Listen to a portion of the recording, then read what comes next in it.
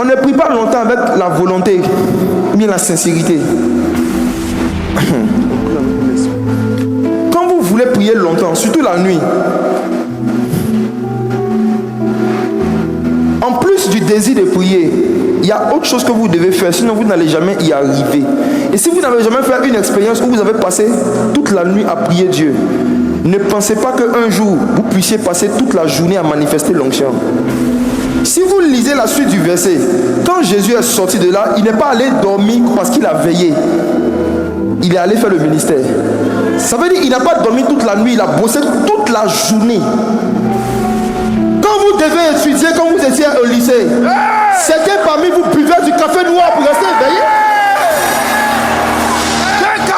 Pourquoi est-ce que vous ne comptez pas sur l'onction pour rester éveillé? Papa. Le corps a ses réalités qui n'ont rien à voir avec les choses spirituelles. C'est vrai. Tu prêches bien. C'est l'onction. C'est l'onction. L'onction. L'utilisation de la musique dans ces moments d'intimité personnelle avec Dieu, ce n'est pas mauvais, soyez rassurés. Vous qui avez des playlists, ce n'est pas mauvais, mais c'est un frein à certaines expériences prophétiques brutes. Wow.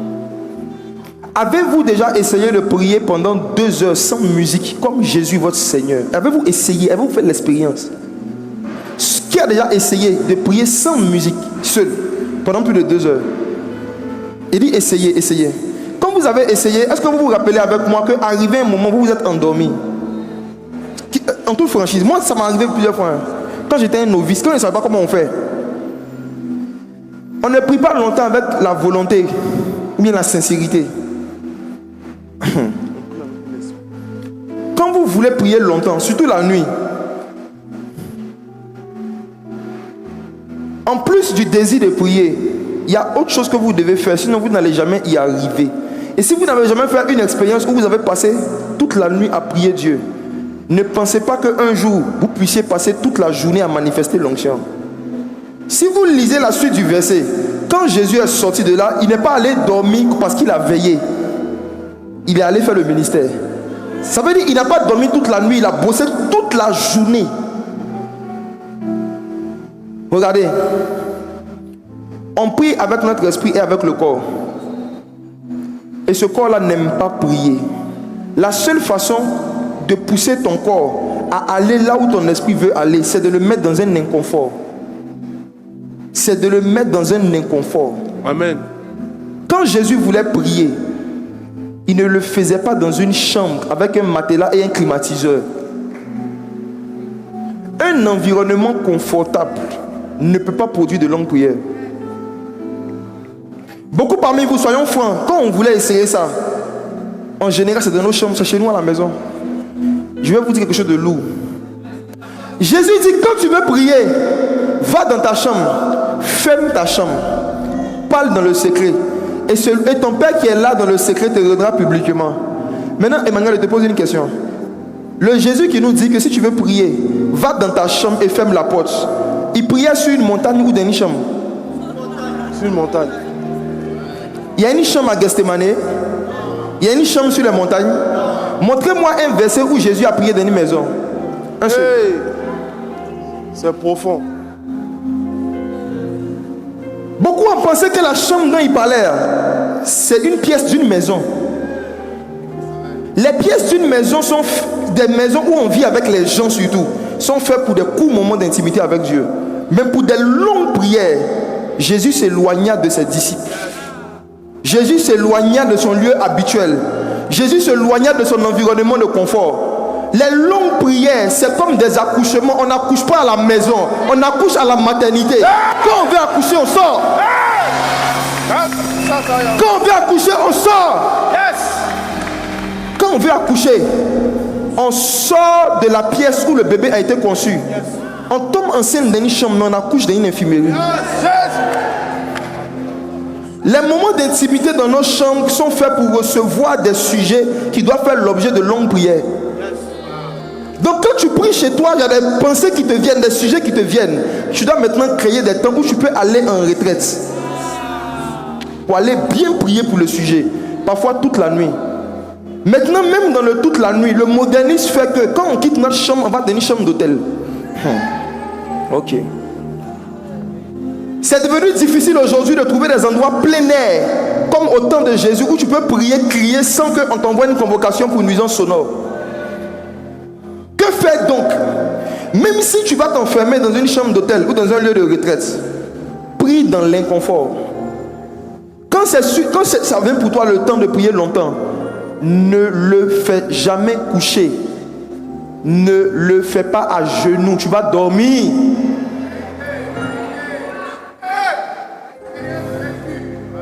Quand tu veux prier longtemps, prie en marchant.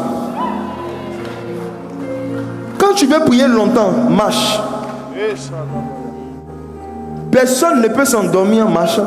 Yes. La musique dans vos moments d'intimité avec Dieu n'est pas mauvaise si vous êtes arrivé à un point où même sans musique, vous pouvez prier autant que quand il y a la musique.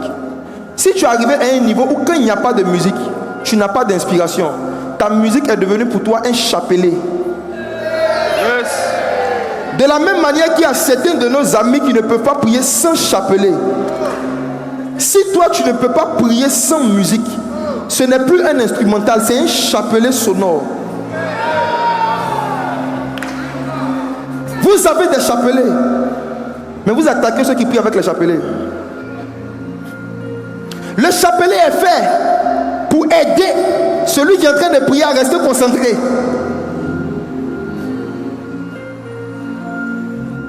Et ils égrènent les chapelets certains. Toi tu égrènes des instrumentaux. Prends ton portable. Beaucoup parmi vous, la musique est devenue une drogue. La musique chrétienne est devenue votre drogue. Si vous ne vous êtes pas dopé à des instrumentaux, vous n'avez pas à prier. C'est une déformation prophétique. Wow. Jésus a exercé son ministère sans pianiste, sans chantre, sans musique pendant 3 ans et demi. Mais l'onction était incroyable. Il n'a pas fait son ministère pour dire que c'était interdit. Il a dit pour montrer que c'est possible. La musique peut devenir facilement ton chapelet. Les sensations que la musique te fait ressentir peuvent déformer ton aptitude à reconnaître la présence authentique du Saint-Esprit. Parce que la musique donne des frissons, l'onction donne des frissons. Donc un moment, si tu veux vraiment savoir si l'onction est descendue, coupe le son. Coupe le son. Mes frères et sœurs, prenez la décision qu'après cette conférence, vous allez faire des expériences de prier longtemps. Comment on fait? Choisissez un jour. Regardez, ce verset-là n'apparaît pas 2 fois. Jésus ne faisait pas ça chaque nuit. Écoutez-moi, on ne fait pas ça chaque soir. C'est pas possible. Surtout quand tu as une vie sociale. Mais tu dois faire ça au moins une fois dans ta vie. Il faut que dans tes souvenirs de ta marche chrétienne, tu te souviens qu'une nuit, tu as passé toute la nuit à prier Dieu. Au moins une fois. Juste une fois. Toute la nuit, sans dormir. Première chose, mets ton corps dans une situation d'inconfort. Marche, promène-toi. Autre chose, il faut boire beaucoup d'eau chaude et de boissons énergisantes.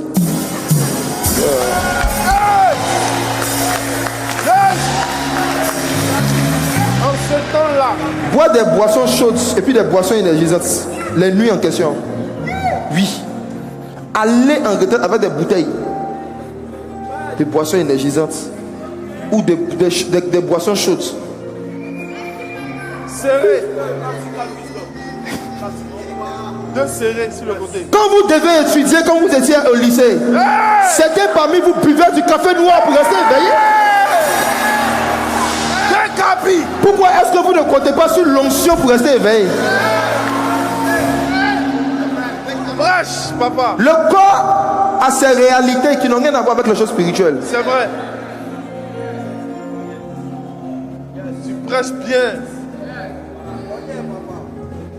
Si vous n'êtes pas des gens qui aimaient prier longtemps et qui avaient déjà prié longtemps au moins une fois, vous ne pouvez pas faire des disciples.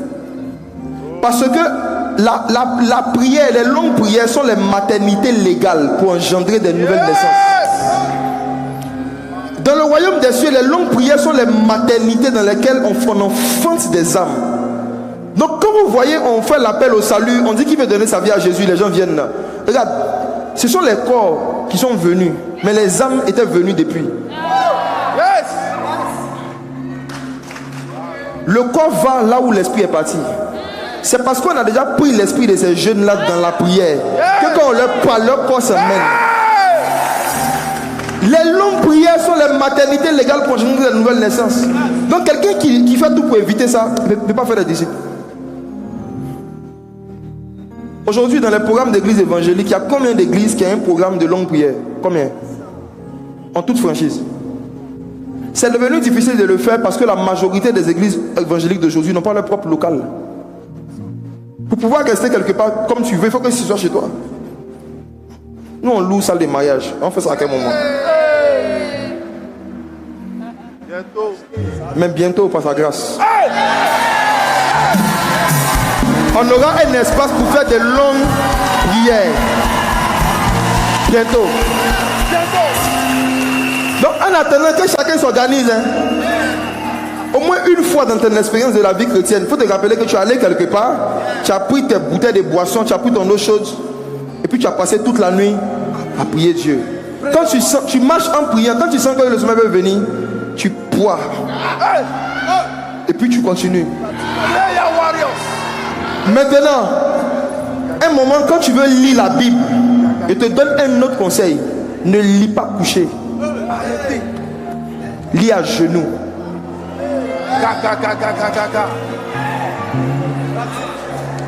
Je vous dis la vérité, les gars. Faites l'expérience de lire la Bible à genoux. Juste pendant 30 minutes, vous allez voir un truc.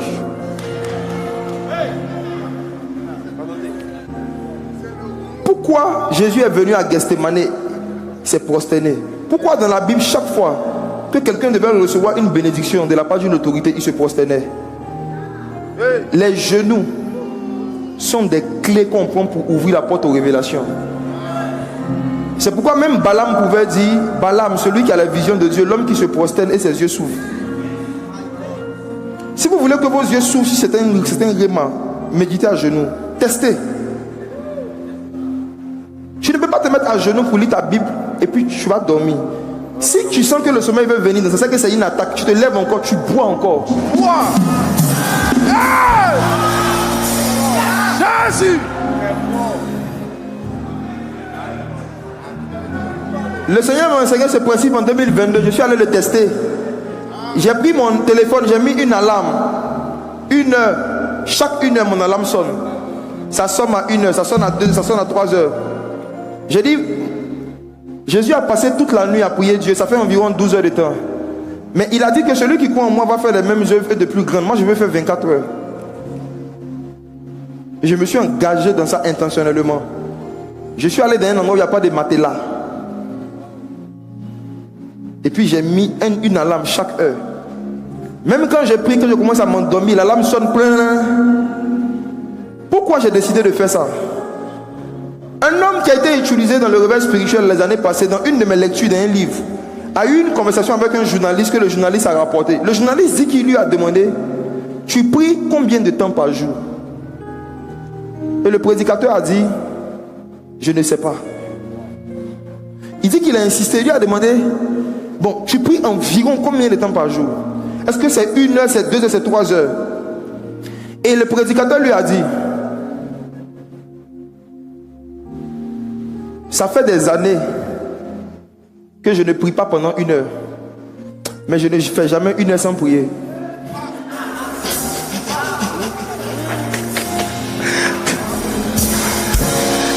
Je répète la réponse. Il dit, ça fait des années que je ne prie pas pendant 1 heure.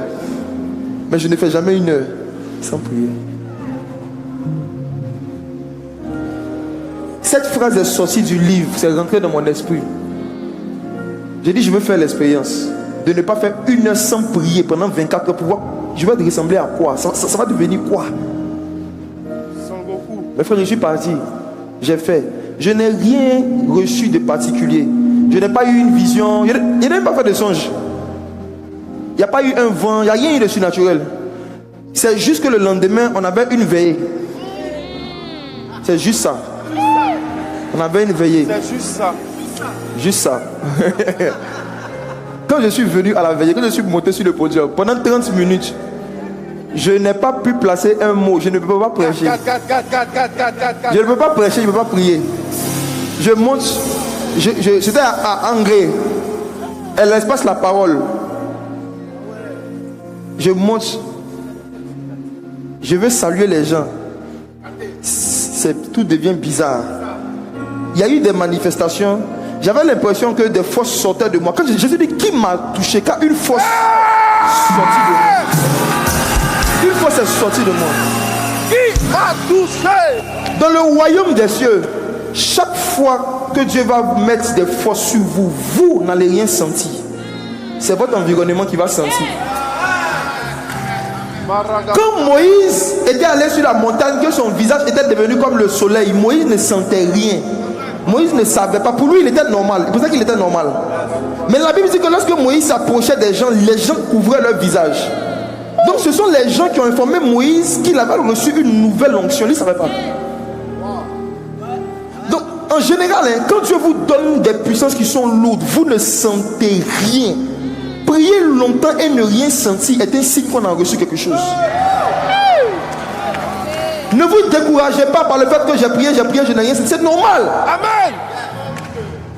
Les longues prières là, c'est pour t'apprendre à ne plus être émotionnel, à ne pas fonctionner selon ce que tu sens. C'est le but des longues prières.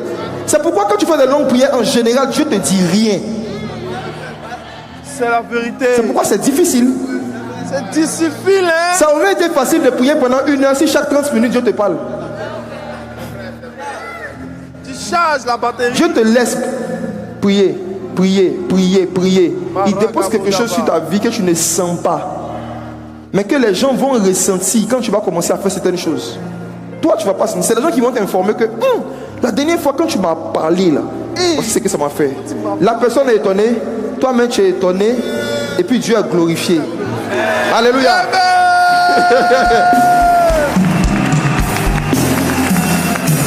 Papa, Dieu. Les frères, hier soir, j'étais ici. Ce qui s'est passé ici, moi, je ne sentais rien. Oui. C'est quand je suis parti, j'ai dormi vers 3 h du matin. Je n'arrivais pas à dormir. C'est quand je suis parti que j'ai commencé à sentir l'onction. Donc j'ai décidé de prendre la vidéo. C'est comme moi je suis rentré hier, j'ai vu ce qui s'est passé ici. Je ne sentais rien. C'est ce qui m'arrive souvent, je ne sens rien, je suis normal. C'est pour ça que je peux rigoler.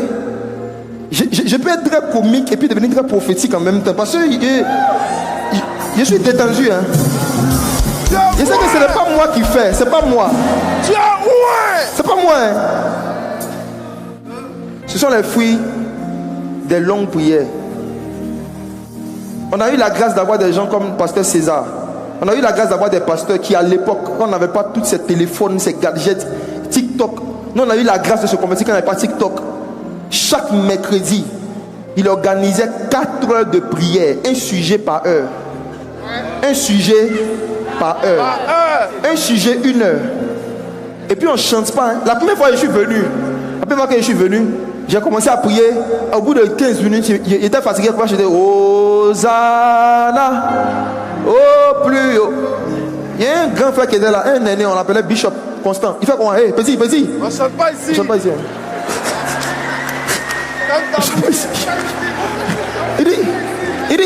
Il dit non, c'est pas un moment d'adoration. Hein. Prière. C'est ta bouche. Prière. La vérité, hein, ce jour-là, quand je suis sorti de là-bas, je ne suis plus venu pendant des mois. Non, je ne suis plus venu.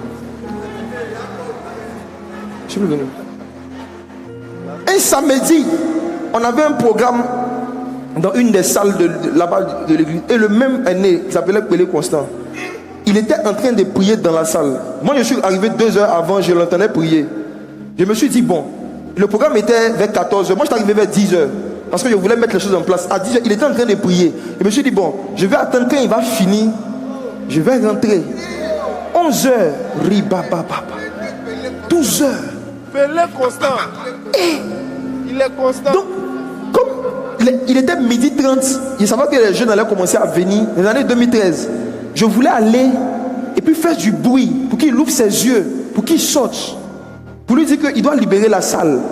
Donc je fais exprès, il prie et puis moi je chante à côté. Ah l'agneau. Ah l'agneau. Je me suis dit quand il va entendre une voix, il va. Il est constant. Est-ce qu'il savait qu'il y avait quelqu'un dans la salle même? Il était constant. 13 heures, le gars encore en train de prier. J'ai vu sa Bible qui était à côté. J'ai vu une Bible. Je me suis dit, bon, je vais m'asseoir, je vais lire en attendant qu'il finisse. Frère, je prends Dieu à témoin. Je me suis approché de sa Bible. Je voulais ouvrir, je ne pouvais pas. J'avais l'impression que quelque chose me brûlait. Atmosphère de prière. Où sont ce genre de disciples qui disent c'est vrai, le culte commence à 7 heures, mais moi je vais venir à 6 heures pour surcharger la salle. Je vais inviter des esprits avant que les hommes n'arrivent. Ce jour-là, les délivres, quand il est parti, moi quand je prêchais l'évangile et puis des jeunes tombaient, il y avait des délivrances, mais je savais que ce n'était pas ma prédication. Il y avait une atmosphère qui avait été déposée par un aîné. Et cette race de disciples est en train de disparaître. C'est pourquoi des gens aujourd'hui, ils parlent beaucoup de Jésus, mais les gens ne sont pas touchés parce qu'il y a quelque chose qu'il n'y a pas. Il y a un effet qu'il n'y a pas dans leur parole. La parole de Dieu ne retourne pas à lui sans avoir accompli son effet. Ça veut dire que derrière chaque parole, il y a un effet. Mais l'effet de la parole ne dépend pas des mots utilisés, ça dépend de la prière qui accompagne cette parole. L'effet de la parole, c'est la prière. Donc quand il y a beaucoup de bavardage, mais qu'il n'y a pas beaucoup de prière, il n'y a pas beaucoup d'effet.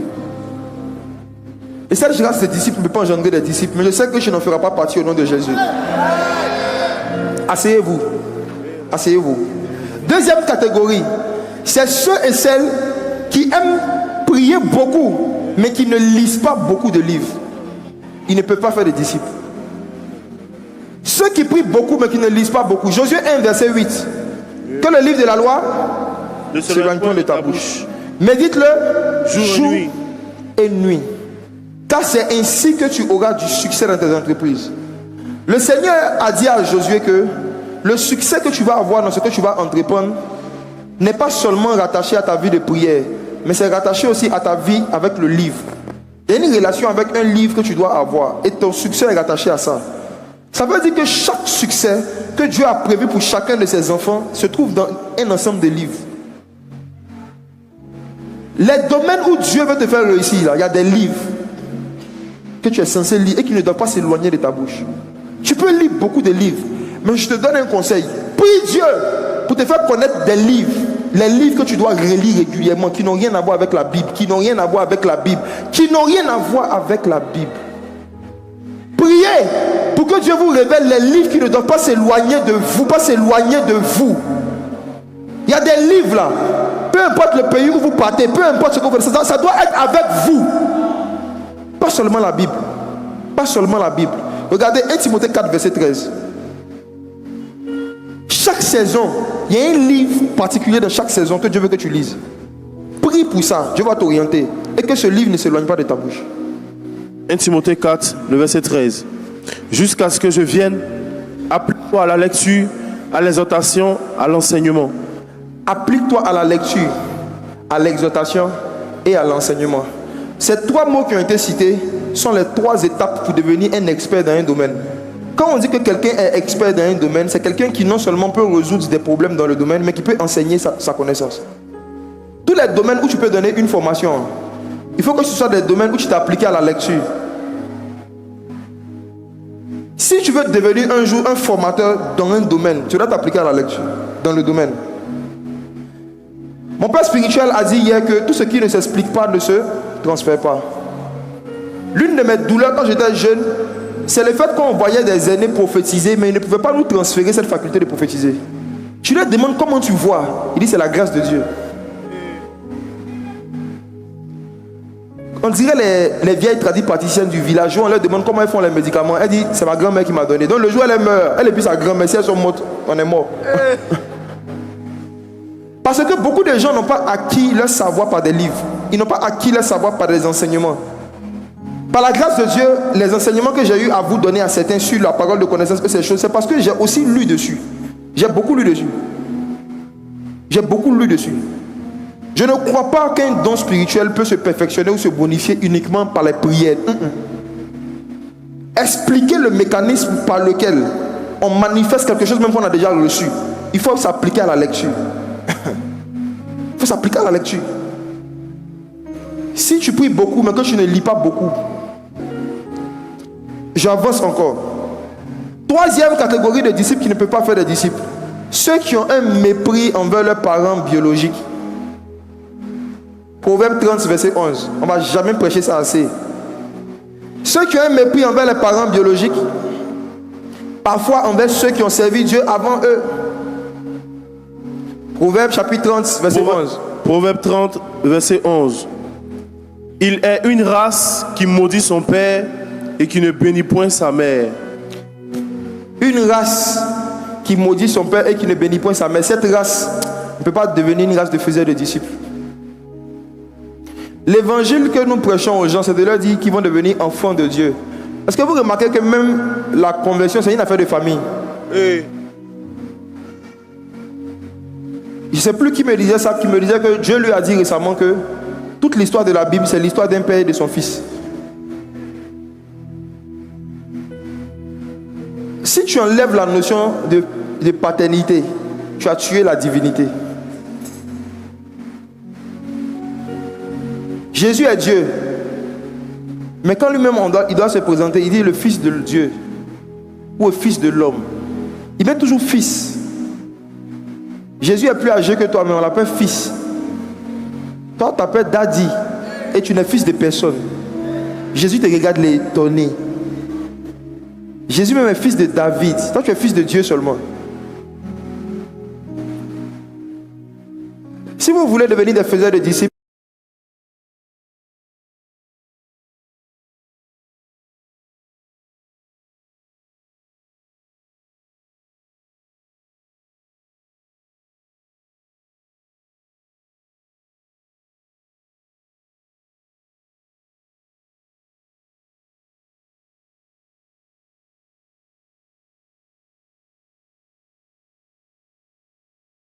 Dieu, le Fils de Dieu. Il faut que cette identité, cette notion de fils là, tu manifestes ça d'abord avec ton parent biologique en ne les maudissant jamais. J'aimerais qu'on lise un autre verset rapidement. Proverbe 20, verset 20. Proverbe 20, verset 20. Qui dit quoi? Proverbe 20. Proverbe 20. Verset 20. Verset 20, verset 20. Les gars de la com. 20, 20. Si quelqu'un maudit son père et sa mère, sa lampe s'éteindra au milieu des ténèbres. Vous êtes la lumière du monde. Ça veut dire que vous devez faire attention à vos rapports avec votre père et votre mère, sinon votre lumière va s'éteindre. Il y a un lien entre notre capacité de briller dans la vie et nos rapports avec les parents. Il y a un lien. C'est très lié. C'est très lié. C'est très lié. Vous allez voir qu'à chaque fois, on dit si quelqu'un maudit, si quelqu'un maudit. Si Dieu dit ça et qu'il le répète, ça veut dire que chez un enfant, il va forcément arriver un jour une forte tentation de maudire son père ou sa mère. Forcément, c'est une tentation à laquelle nous tous ici on a déjà succombé au moins 2 fois. Maudire son père ou sa mère. Juste le fait de dire pourquoi je suis né dans cette famille là, tu as maudit ton père et ta mère.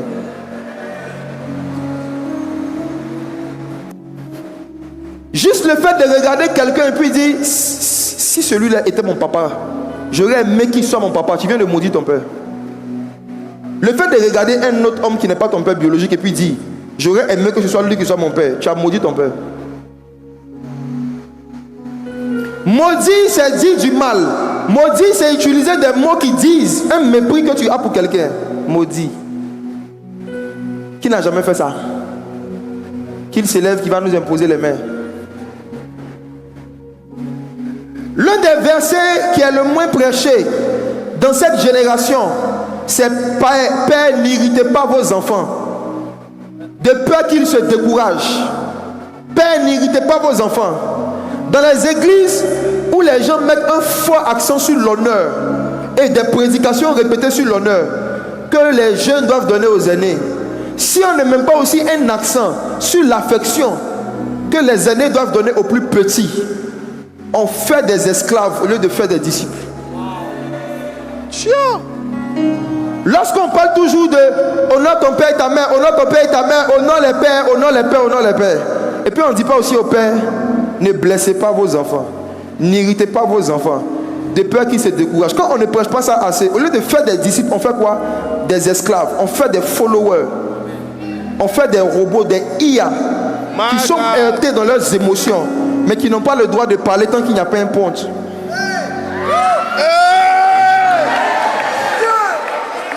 Combien de jeunes sont dans des églises où ils ont été abusés financièrement par des soi-disant pères, des soi-disant aînés, mais il n'y a même pas en fait quelqu'un, une organisation dans l'église ou une personne auprès de qui on peut exprimer cette irritation en personne. IA. Au lieu de faire des disciples, beaucoup de gens sont en train de faire des jeunes IA qui ne sont pas censés avoir des opinions. Même IA souvent donne son avis. IA là, souvent je lui demande un truc, il te répond, lui te dit mais je pense que... Non, père, n'irritez pas vos enfants de peur qu'ils ne se découragent. J'exhorte tous les pères et tous les aînés à méditer sur ce verset et à le prêcher. Prêchez ça aussi. Prêchons ça, hein. Je vais organiser un programme où je vais demander à des jeunes de parler, de dire, selon eux, qu'est-ce que des pères font qui les découragent et qu'ils auraient aimé qu'on ne fasse plus. On va faire une liste. Et puis essayez votre porte-parole et parler au père pour vous. Hein? Parce que parfois, ils peuvent avoir à répétition des attitudes qui détruisent moralement, psychologiquement des gens. Et quand ces personnes-là auront des réactions, ils vont dire la rébellion. Ce ne sont pas tous les départs de certaines communautés ou tous les comportements des jeunes qui sont dans la rébellion. Non. Souvent, ce sont des blessures intérieures, des blessures de l'enfance que personne ne s'est soucié un jour de pouvoir penser. Je vais donner un exemple pratique. J'ai connu un jeune qui était le protocole d'un pasteur. Mais quand je dis protocole, ce n'est pas seulement le jour de culte. Toute la semaine. Je ne vais pas donner les communes, mais ils habitaient à au moins 45 minutes loin de l'autre. Le jeune en question, sa mère ne travaillait pas. Elle vendait des médicaments traditionnels. Son père était un fonctionnaire qui touchait moins de 200 000 francs par mois. Mais il devait se débrouiller pour être toujours auprès du pasteur dans l'autre commune toute la semaine, toute la journée. Et ce jeune-là a fait ça pendant des années. Il ne partait pas à l'école. Il ne partait pas à l'école. Ses parents n'avaient pas le moyen de payer ses études ni une formation pour lui. Et un jour, j'évangélisais. Il s'est rendu compte qu'il n'était même pas né de nouveau. Il était alcoolique, même protocole du pasteur. Il a décidé de se convertir à Jésus. Et il m'a entendu prêcher ce même message que je suis en train de prêcher aujourd'hui. C'est pas aujourd'hui qu'il prêche ça. Et il a pris la décision de dire, je veux partir à l'école, mais qui va payer mes études? Qui va payer mes études?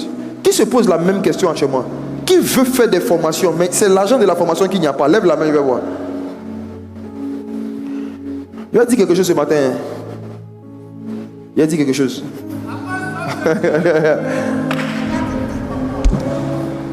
Je lui ai dit, mais demande à ton pasteur. Le pasteur avait 3 voitures. Il dit, il faut le voir. Je connaissais ses enfants, tous ses enfants étaient dans de bonnes écoles. Je dis, il a 3 voitures. S'il vend une seule, il peut te scolariser toi et puis tous les jeunes qui travaillent gratuitement pour lui. Il dit non, je ne vais pas lui demander. Bon, moi je suis un truc qui a longtemps. Moi, j'ai pris rendez-vous avec le pasteur. Ça le voit. Il dit, homme de Dieu, je connais tel. Il dit, oui, il le connaît, tout ça. Il dit, il ne va pas à l'école. Ça fait plus de 3 ans. La scolarité, là, c'est moins de 200 000 francs toute l'année. Tu n'es même pas obligé de payer ça en un coup. Il s'est arrêté en 3e. Son âge est en train de passer. Quand il aura 24 ans, vous allez enseigner sur le mariage à ces jeunes-là. Pour leur dire de se marier. Mais pour se marier, il faut avoir un métier et puis un travail. À quel moment vous les avez aidés à avoir les moyens qu'il faut pour se marier? Je lui ai dit, son âge est en train de passer. Il sert dans l'église. On est dans l'église depuis des années, depuis de 2006-2007. J'ai dit, pardon, paye son école. Le pasteur m'a dit, c'est le rôle de son père. Il dit, son père est vivant. C'est qui m'a dit, son père est vivant, on voit son père. J'ai dit au pasteur que j'ai vu son père. Son père n'a pas les moyens. On fait comment? Moi, à l'époque, moi, j'étais étudiant. Moi aussi, j'étais pauvre. C'est un pauvre qui est venu faire parler de son ami pauvre. La voix des sans-voix. Il me dit, à l'époque, les églises étaient organisées en famille. Il dit, bon, il va parler ça à son chef de famille. La famille à laquelle le jeune appartient dans l'église, eux, ils n'ont qu'à se cotiser pour payer sa scolarité. Et ce n'était pas le premier cas, ce n'était pas le deuxième, ce n'était pas le quatrième. Ce que moi j'ai fait à l'époque, j'ai réuni ces jeunes-là. Certains sont ici aujourd'hui. À l'époque, je leur ai dit, choisissez l'information que vous voulez faire. Il n'y avait rien, il n'y avait rien. Il y avait bouche et puis la foi. Il y avait la foi et la bouche. On aime ça. La foi et la bouche. La foi et la bouche. Pour certains, on a pu, d'autres on n'a pas pu. J'ai quelque chose, on s'est débrouillé. Quand on ne pouvait pas, on essayait de voir des tontons, des tantis. C'est comme ça qu'on s'est débrouillé avec certains. Mais la réalité, c'est qu'aujourd'hui, plus de 15 ans après, je vois que cette réalité n'a pas beaucoup évolué dans beaucoup d'églises évangéliques. Beaucoup de jeunes qui sont les plus actifs là, socialement et puis en termes de formation, ont des problèmes financiers qui les empêchent de terminer leurs études, de faire des choses. Même beaucoup de leurs pères là ne se soucient pas de ça. Ils n'ont pas un programme pour ça. Ils n'ont pas un plan pour ça.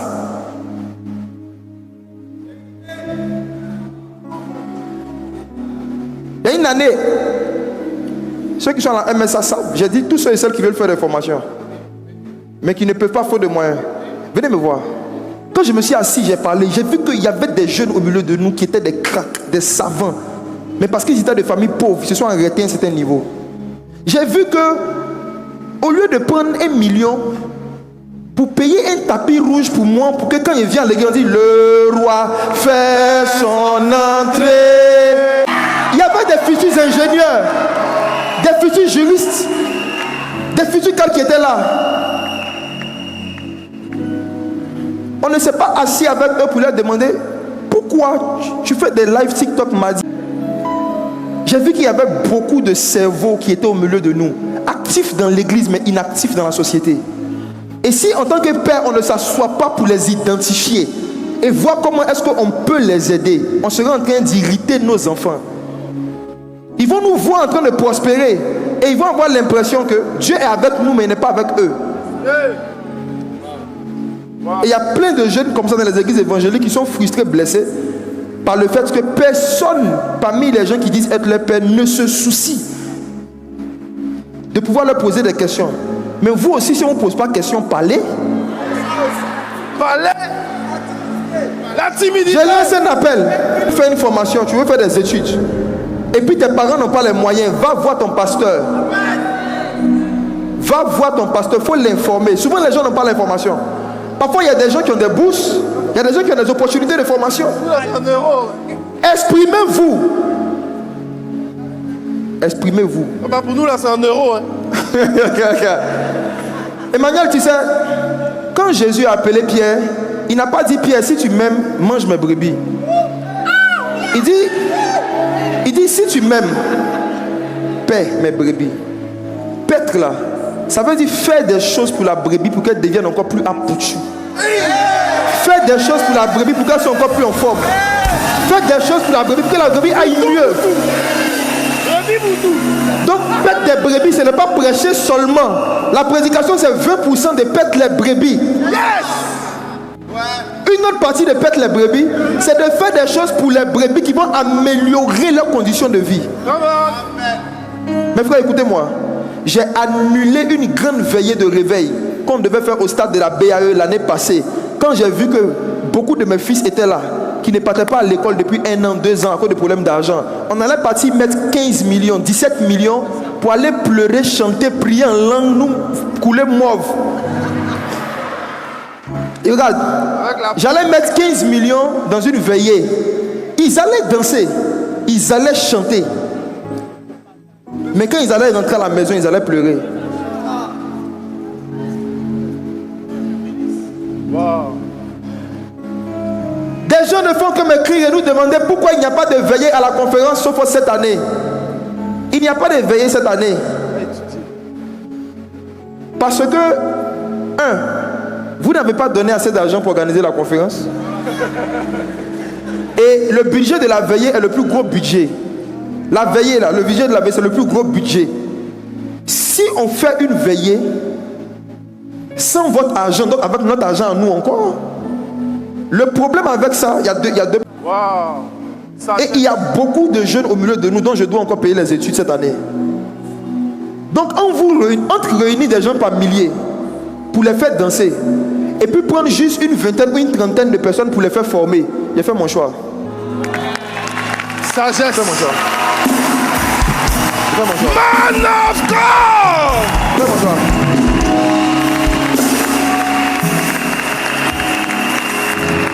J'ai fait mon choix. J'ai payé ses études l'année passée. Il a fait sa soutenance 7 semaines au Congo. Un jeune, il ne partait pas à l'école depuis des années. Bon, comme il a eu son diplôme maintenant, il peut dire, vous connaissez meilleur, qui chante maintenant. Il a soutenu cette semaine. Wow. C'est les choses comme ça on fait. Ils sont plusieurs comme ça. Ils sont plusieurs. J'ai identifié des talents, des cerveaux qui se sont bloqués à un niveau d'études. Juste pour une affaire d'argent. Mais cet argent-là, parfois Dieu nous fait la grâce d'en avoir, mais on n'utilise ça que pour prier et pour faire des veillées. My mind has changed. Moi aussi. Moi aussi. Ça a changé. J'aime les veillées. On a fait des veillées cette année. Il y a même encore une veillée qu'on organise. Le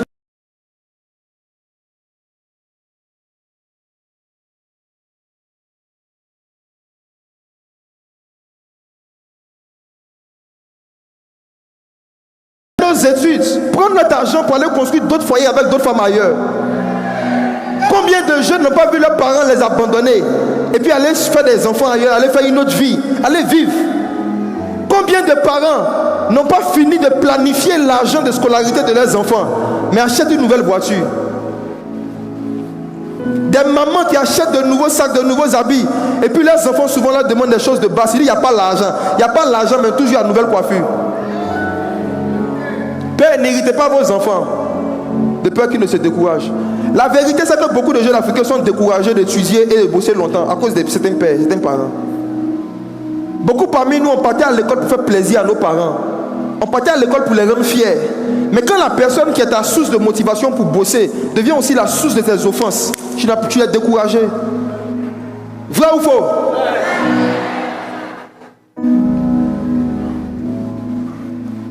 La noce... Mes brebis. Je suis ta brebis, paie-moi. Je dis, pasteur, j'ai besoin que tu me pèses dans le domaine de l'éducation. J'ai besoin d'être paix. Oui. Je dois être paix. Dieu t'a appelé au ministère. C'est qu'il t'a pas seulement appelé à prêcher. Il t'a appelé aussi à paître. C'est pourquoi quand tu es appelé au ministère, il faut bien construire aussi ta stabilité sociale et financière. Parce que les gens qui vont défiler à ton bureau pour expliquer leurs problèmes là, il y a beaucoup de problèmes qui ne peuvent pas se régler par la prière. Il y a des problèmes, il faut des actions concrètes. Asseyez-vous, asseyez-vous. Man of God.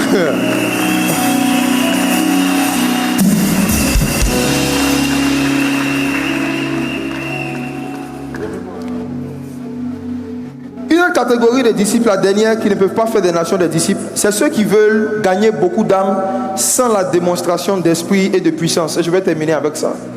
Romains 15, versets 17 à 19. Mon père spirituel a prêché par la grâce de Dieu. Il y a une bonne partie de ce que je devais dire, donc je ne vais pas trop dire ce sujet. Je vais prendre juste Romains chapitre 15. Romains 15, verset 17. verset 17. J'ai donc sujet de me glorifier en Jésus-Christ pour ce qui regarde les choses de Dieu. Car je n'oserais mentionner aucune chose que Christ n'ait pas faite par moi pour amener les païens à l'obéissance par la parole et par les actes. 19. Oui. Par la puissance des miracles et des prodiges, par la puissance de l'Esprit de Dieu, en sorte que depuis Jérusalem et les pays voisins jusqu'en Illyrie, j'ai abondamment répandu l'évangile de Christ. Avant de terminer avec cette partie, l'Esprit de Dieu me convainc de revenir encore sur le point précédent. En 2020, tout ce que je suis en train de vous dire de faire, de prier Dieu pour lui demander ce que vous devez lire, tout ça, j'ai fait ça. Et puis le Seigneur m'avait dit d'étudier l'histoire de la sortie de pauvreté de la Chine. J'ai reçu de mon esprit que je devais lire l'histoire de comment est-ce que la Chine est passée d'un pays extrêmement pauvre à un pays extrêmement riche. Et c'est quand je suis allé lire ça que j'ai vu que ils ne connaissaient pas Jésus. Ils ne croient pas en Jésus jusqu'à aujourd'hui. Mais ils sont plus puissants économiquement, financièrement que beaucoup d'entre nous, beaucoup de nations. Et ça sera très difficile pour nous là d'aller faire des disciples là-bas. Vous voyez pas que toutes les prophéties qu'on donne dans les programmes sur les gens, on dit tu dois aller au Canada, tu dois aller en France. Partez évangéliser en Chine. De cette nation des disciples. Il y a aussi le niveau de productivité intellectuelle et sociale. Ils sont trop loin pour écouter des gens qui ne savent même pas comment on fabrique un smartphone. Quand j'ai commencé à lire, j'ai vu que l'une des choses qu'ils ont fait, ils avaient mis en place une stratégie qu'ils ont appelée aller voler le feu aux dieux. Ce sont à l'époque, c'était à l'époque, pardon, les États-Unis, l'Angleterre et puis d'autres puissances qu'ils appelaient les dieux, et ils les appelaient les dieux. Et le feu dont ils parlaient, c'était leur connaissance sur la technologie. Donc ils ont décidé de réduire le budget qu'ils allouaient aux grossesses et aux enfantements. Parce que l'État donnait une partie de son budget chaque fois qu'un enfant naissait, comme dans certains pays jusqu'à aujourd'hui. Voilà. Donc à un moment, ils ont mis en place une politique de régulation des naissances, de réduction des naissances, de limitation des naissances, pour affecter pour moins dépenser de l'argent dans les couches et dans les laits, mais pour financer les études de certains jeunes Chinois qui allaient partir apprendre les technologies pour revenir avec le feu dans leur pays, revenir avec la connaissance. C'est ce qu'ils ont fait. Ils ont envoyé plusieurs de leurs jeunes en formation, ils ont financé des formations. Et des années après, ces jeunes-là sont venus travailler pour eux. Et c'est eux qui ont développé la Chine. Et à l'époque, en 2020, il y a 6 ans, on dit à l'époque, on n'est pas aussi vieux que ça, en 2020, le Seigneur m'a dit de faire la même chose, c'est tout. Il m'a dit d'identifier les domaines dans lesquels l'Église a besoin de compétences et pour lesquels nous payons des compétences régulièrement. Exemple, quand on doit faire des programmes comme ça, le live, le fait de filmer et puis de retransmettre en live, il y a 6 ans en arrière, il n'y avait personne au milieu de nous qui savait faire ça. Personne. Il n'y avait personne. 6 ans est trop loin. Il y a 3 ans en arrière, il n'y avait personne au milieu de nous qui savait faire un live, qui peut passer sur YouTube, sur TikTok, tout ce qu'on fait avec cette qualité-là. Personne ne savait faire ça au milieu de nous il y a 3 ans. Qu'est-ce que j'ai fait? J'ai identifié des personnes. Je les ai envoyés en formation la première fois chez Pasteur Yannick Jati au CCR, son équipe de com. C'est eux qui ont donné les bases à mes gars. Après, j'ai payé d'autres formations pour eux. Aujourd'hui, quand on doit faire nos programmes, c'est nous-mêmes on fait nos lives. Maintenant, je vais vous dire quelque chose. Avant qu'on ne cherche à aller se former dans ce domaine, on payait 1,5 million par jour pour faire des lives. Ça veut dire que quand on fait, même la conférence de l'année passée, tous les jours on a fait là, c'était 1,2 million ou 1,5 million chaque jour. Imaginez, on a fait combien de jours? Imaginez-vous. Aujourd'hui, il y a combien de chrétiens ingénieurs de son? Cette salle est très difficile à sonoriser, très difficile. Ceux qui sont dans le milieu de la musique, ils savent. La dernière fois, l'homme de Dieu, NK Divine, est venu. Avec son équipe, ils ont regardé. Lui, c'est un natif, c'est un expert dans la musique. Il a regardé, il a dit, la sono est trop bonne. Pour une salle comme ça, la sono est très bonne. Il y a combien parmi nous ici qui peuvent insonoriser une pièce comme ça? Il me disait qu'en France, il n'y a aucun chrétien qui a une entreprise qui peut insonoriser un stade. Personne. Il n'y en a pas. Donc quand lui, il doit faire ses concerts dans les stades, il est obligé de collaborer avec des gens qui ne sont pas chrétiens. Il va faire comment? Imagine-toi, Dieu te met à cœur depuis toi d'apprendre l'ingénierie de son. Tu n'as pas encore commencé ta formation.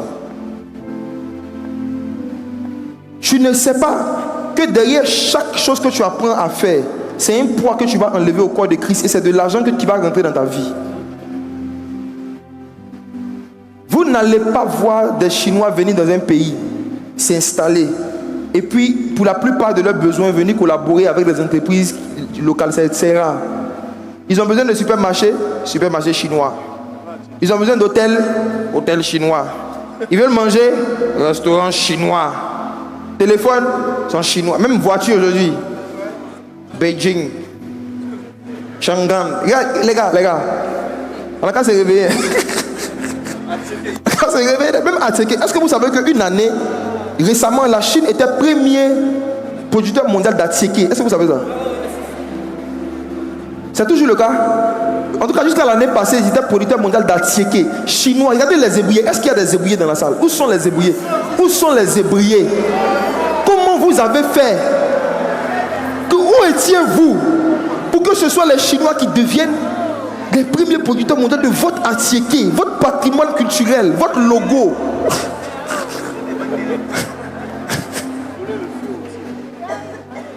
Est-ce que ce sont les capacités intellectuelles, les compétences qui manquent? Non. Qu'est-ce qui manque? La vision, les moyens. Il y a des gens ici qui n'ont pas de vision, mais ils ont l'argent. Il y en a qui ont des visions, qui n'ont pas l'argent.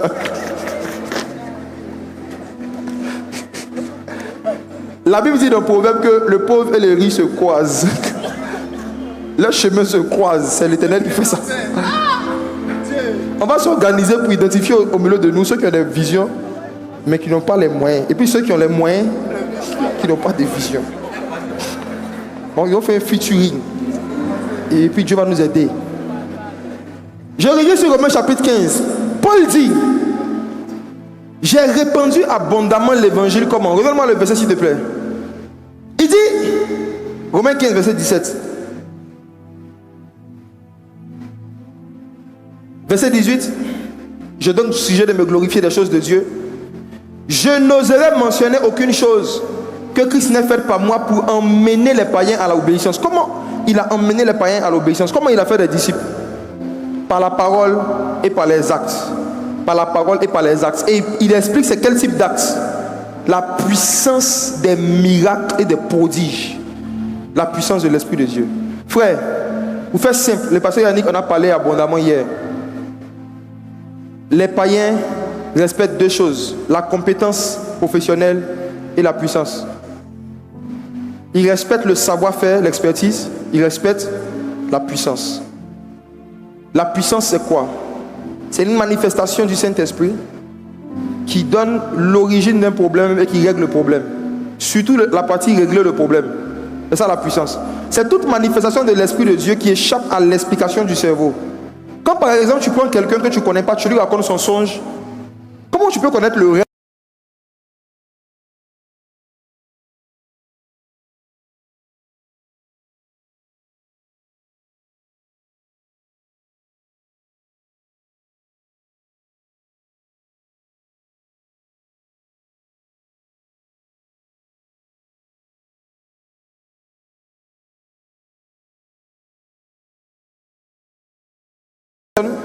Priez pour vous.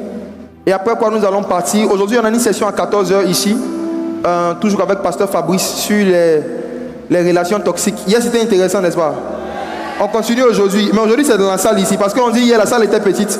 On était à côté mais des gens voulaient suivre, ils n'ont pas pu. On sera ici. Et puis ce soir on a une soirée de louange et d'adoration prophétique avec Simian, NK Divine, Derek Jones, Victime, TPM, Richard Crémé et bien d'autres. Toute la soirée. Voici, j'ai reçu du Seigneur des orientations claires que j'ai données tout à l'heure à travers l'enseignement pour certaines personnes par rapport à vos activités professionnelles, à vous-même. On pourra revenir dessus encore avec certains lors de la soirée, le vendredi soir, le camp des entrepreneurs. Mais je vais aller vite.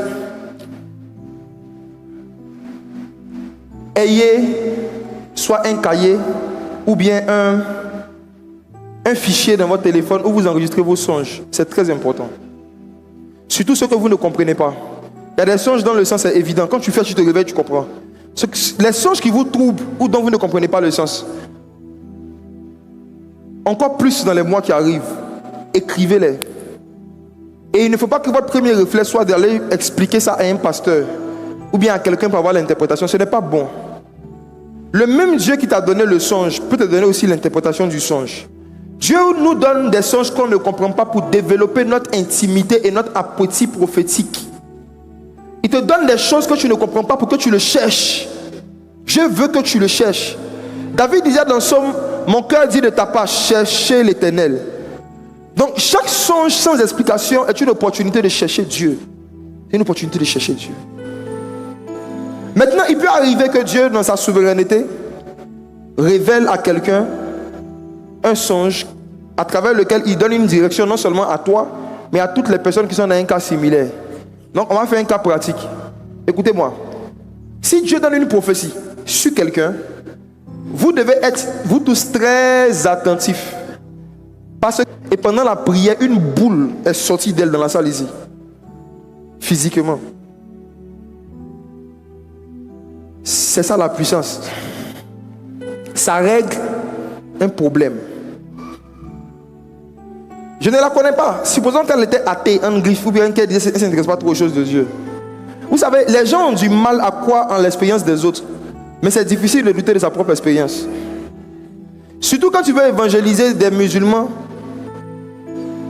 il faut prier pour que Dieu te pousse à leur faire vivre une expérience avec l'onction eux-mêmes. L'évangile selon Matthieu ne peut pas... Ils ne connaissent pas Matthieu. Ils ne connaissent pas Marc. Ils se connaissent eux. Et s'il y a des choses sur leur vie que personne ne sait à part eux, qui sortent par le Saint-Esprit, ça va briser leur incrédulité. Ils seront prédisposés à entendre parler de Jésus. Donc suivez. Je vais prendre certaines personnes comme des cas pratiques. Et puis à travers ce qu'ils seront en train de leur dire, beaucoup parmi vous, Dieu va répondre à vos questions, va vous donner des directions, ok? Ceux qui sont dans le domaine de l'immobilier, j'avais dit que j'avais quelque chose pour vous. Vous avez une mission. C'est d'aider des personnes, c'est de réduire le taux de sans-abri dans le monde. C'est votre mission. De réduire le taux de sans-abri. De réduire la difficulté avec laquelle certaines personnes qui n'ont pas de grands moyens peuvent avoir un logement décent. C'est votre mission. Donc peu importe les moyens, les marchés, les opportunités que Dieu va vous donner, n'oubliez pas cette mission. Pensez toujours à eux, à cette catégorie de personnes. Pensez toujours à cela. Quelqu'un a fait un songe dans lequel j'étais dans un avion, mais l'avion n'était pas dans le ciel, l'avion roulait sur le sol. Vous voyez, quand on est sur le point de décoller, quand on est dans l'avion, l'avion roule un peu sur le goudron. Mais sauf que dans ton cas, l'avion roulait seulement, il ne décollait pas.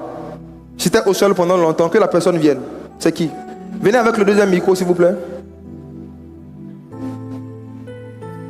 Qui a déjà fait un songe, tu t'es donné un avion, mais l'avion n'était pas au sol. L'avion était comme en train de décoller, mais il ne décollait pas finalement, il roulait juste au sol.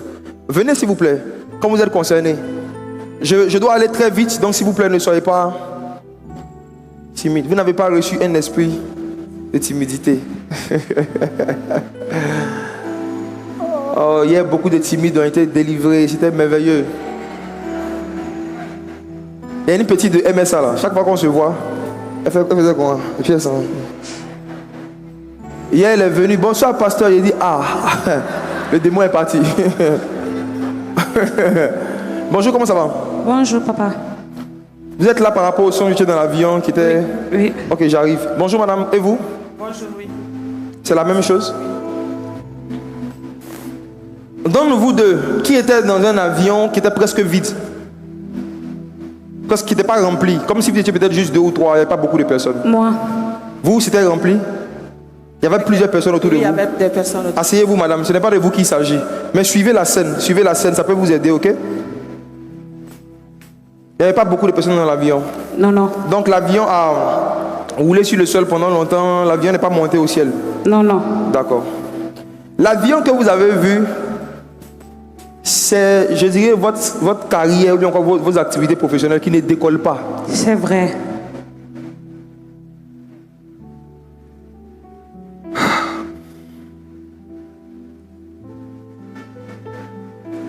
La différence entre vous et moi, en fait, je me retrouve dans la vision, je suis dans l'avion. Il y avait juste une personne devant comme ça à gauche et puis une personne au fond, c'est tout. La différence entre vous et moi, c'est que moi, je ne reste pas à votre place, je ne reste pas à ma place. Je me lève dans l'avion, je marche. Je rentre dans le cockpit. Et je regarde, en fait, il n'y a personne au volant, il n'y a personne qui... Il n'y a pas de pilote. C'est vrai.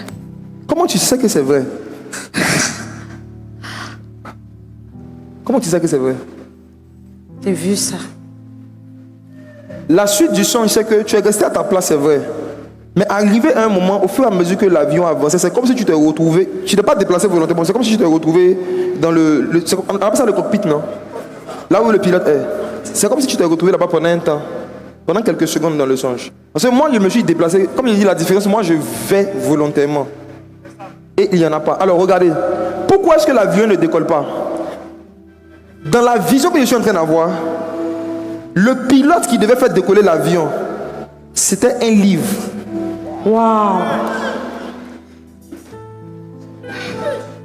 C'était un livre. Je regarde dans ma vision pour trouver exactement c'est quel livre. Parce que en fait, le livre en question est descendu avant que l'avion ne fonctionne. Et c'est comme si c'est lui qui devait faire décoller.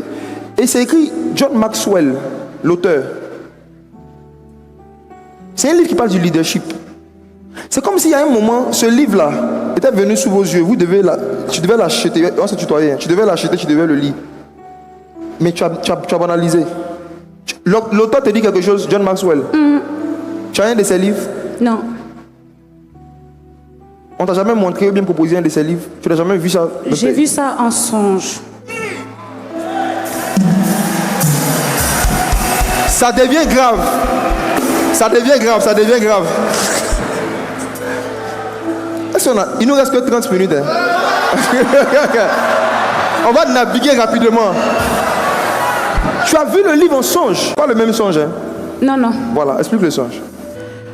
Dans le songe que j'avais fait, une personne est venue, je crois que c'est un ange. Donc il m'a montré 2 livres où c'est écrit le nom que tu as dit de sagesse.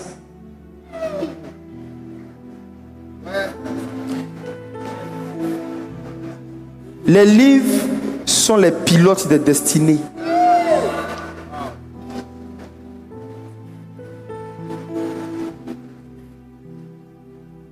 Cherche une bibliothèque. Avec tout ce que tu as, achète la sagesse. Achète l'intelligence. Les prochains chemins ou les prochaines échelles de ta vie qui vont t'aider à gravir des échelons sont dans les livres de ce monsieur. C'est pourquoi le Seigneur t'a montré ça en songe et moi il me montre ça en vision. Que Dieu te bénisse, tu peux t'asseoir. Waouh.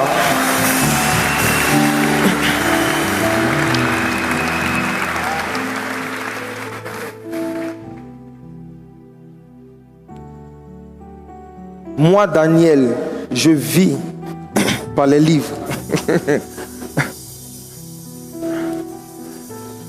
Une autre personne encore. Vous voyez, nous tous ici, on a déjà fait au moins plusieurs fois des songes où on nous poursuit. Donc si j'ai dit à quelqu'un ici qui a fait un songe où on le poursuit, c'est vague. Mais il y a quelqu'un ici, là. Chaque fois qu'on la poursuit, c'est dans l'eau.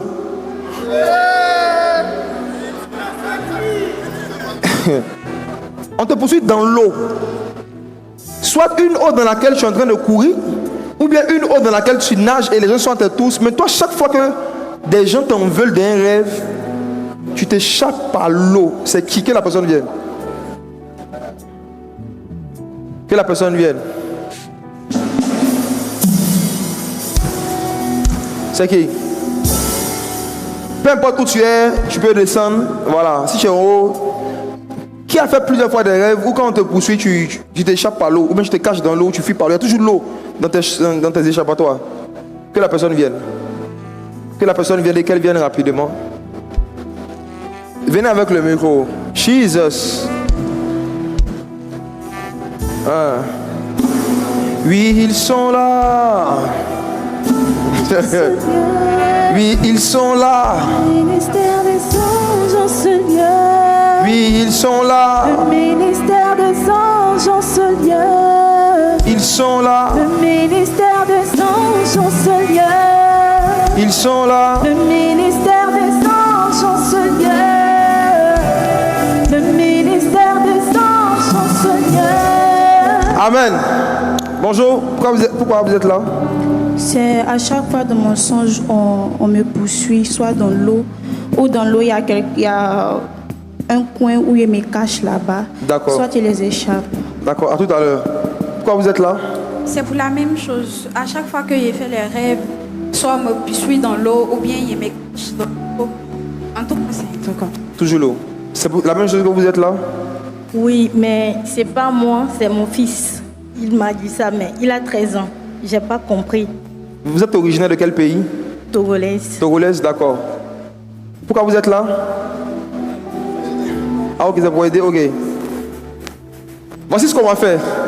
Comme j'ai dit, une scène prophétique peut concerner à la base une personne, mais peut aider tous ceux et celles qui vivent des problèmes similaires. Donc, je vais prendre un seul cas, et vous qui vivez des choses similaires, ou qui avez vos proches qui vivent des choses similaires, écoutez, apprenez, et vous allez prier en fonction de ce que je vais dire. Donc, il s'agit d'elle. Attendez, attendez, restez là. Qui parmi vous, dans ces songes-là, un jour en fuyant, quand tu es rentré dans l'eau, tu as vu une porte comme un endroit où tu pouvais rentrer aussi? C'est toi, non? C'est d'elle dont il parlait. Vous pouvez vous asseoir. C'est ce que je disais. Assieds-toi, assieds-toi. Assieds-toi. Alors, une parenthèse. Merci beaucoup à tous les bénévoles et les partenaires du CFC, surtout ceux qui sont réguliers dans leur cotisation, grâce à qui on fait facilement ce genre de programme et des actions sociales. Les bénévoles et les partenaires du CFC, j'ai partagé secrètement avec vous un soir un message sur les réalités des mondes sous-marins. Vous vous rappelez? J'ai fait la partie 1, la suite après après. On fait la suite après. Ma soeur, il y a des royaumes qui existent sous l'eau. Il y a des mondes qui existent sous l'eau. La Bible dit que le jour du jugement dernier, le séjour des morts va rendre les morts qui sont en elle. La mer va rendre les morts qui sont en elle. Donc il y a des gens qui meurent qui ne vont pas dans le séjour des morts, qui vont dans la mer. Il y a des mondes sous l'eau. Il y a des mondes sous l'eau. Pourquoi est-ce que tu fais ces songes? C'est ce qu'on appelle une réclamation satanique. Il y a des esprits qui te réclament, qui te cherchent, mais qui n'arrivent pas à t'avoir. Et c'est depuis ton enfance. C'est depuis ton enfance. Ils n'arrivent pas à t'avoir. Je vois dans une vision même une réunion qui sont en train de se faire pour dire que si elle n'accepte pas de faire nos affaires là, on va le faire, elle va se noyer. Et je les vois en train de planifier un plan où c'est comme si tu partais à la plage, comme tu allais partir à la plage, et puis ils allaient essayer de fabriquer quelque chose pour que tu te noies. Tu as déjà échappé à une noyade? Oui, non, j'aime pas l'eau même. Tu n'aimes pas l'eau? Le jour où tu allais commencer à partir, tu allais commencer à aimer, ils t'attendaient là-bas. Les songes que tu fais là, c'est la réalité. Hein. Ce ne sont pas des songes. C'est pour ça souvent quand tu te réveilles, tu es essoufflé, tu as peur. Je vois même un jour tu t'es réveillé, tu étais mouillé. Tu pensais que c'était la sueur. Tu étais mouillé physiquement. Tu te rappelles de ça? Parle-moi dans le micro. Oui, oui. Et un matin, elle s'est réveillée, elle dort sur un lit et puis elle se réveille, elle est mouillée. Le monde spirituel est réel. Hein?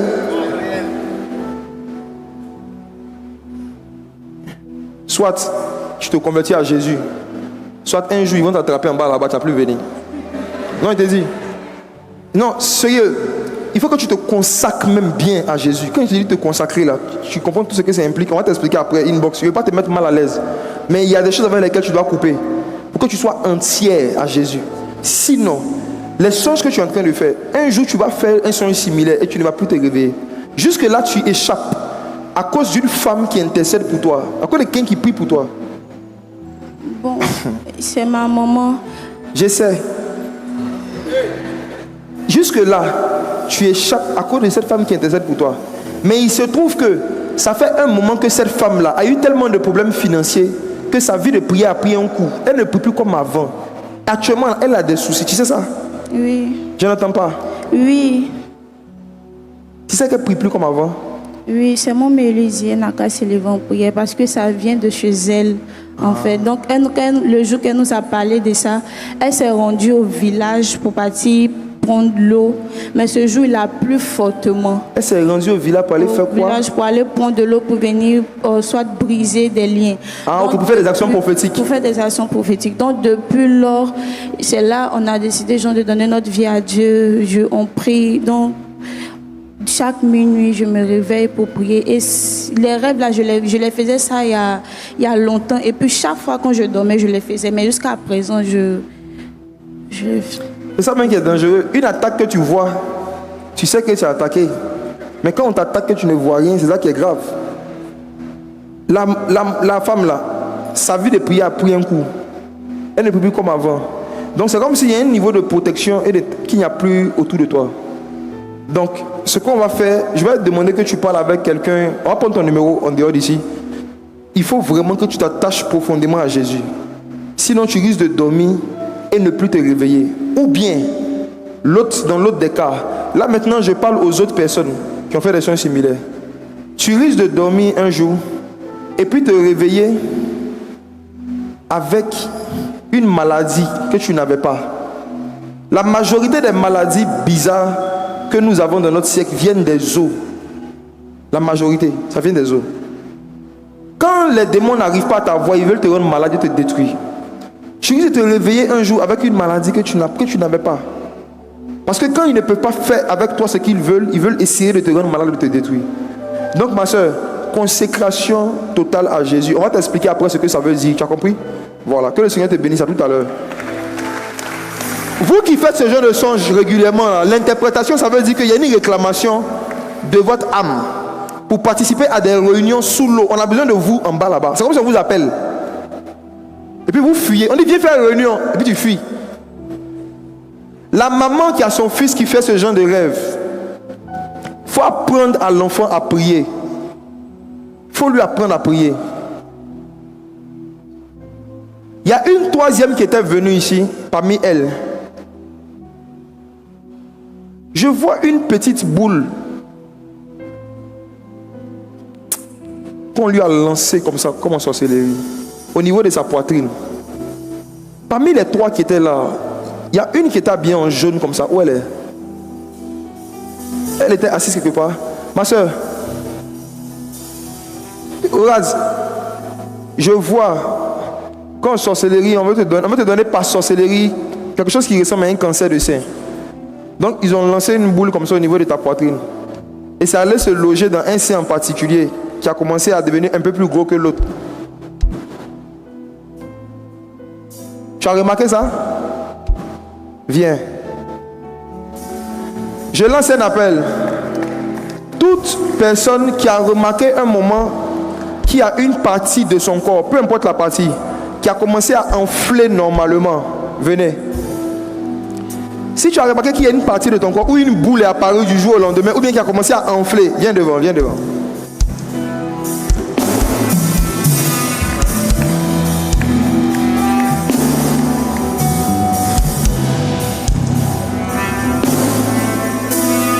Alignez-vous comme ça.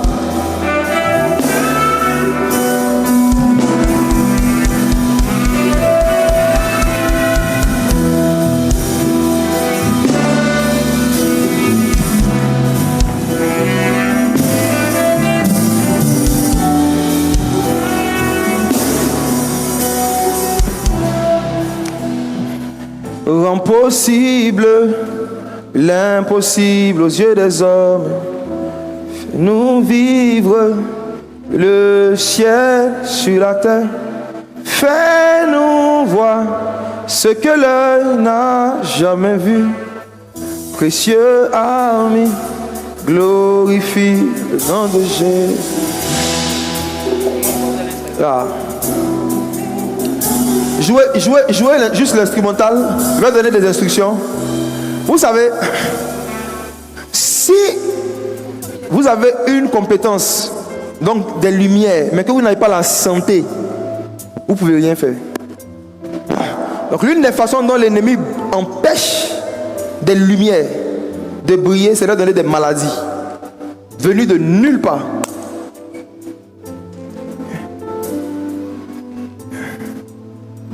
Mais Jésus va vous aider. Il a pris nos péchés, il a pris aussi nos maladies à travers son sacrifice. J'ai dit toute personne qui a constaté qu'il y a une enflure ou une boule, une partie de son corps qui a commencé à enfler, une boule qui est apparue subitement, soudainement, que la personne vienne, c'est ça? Ok. Voici ce qu'on va faire. Est-ce que vous pouvez mettre la main sur la partie en question?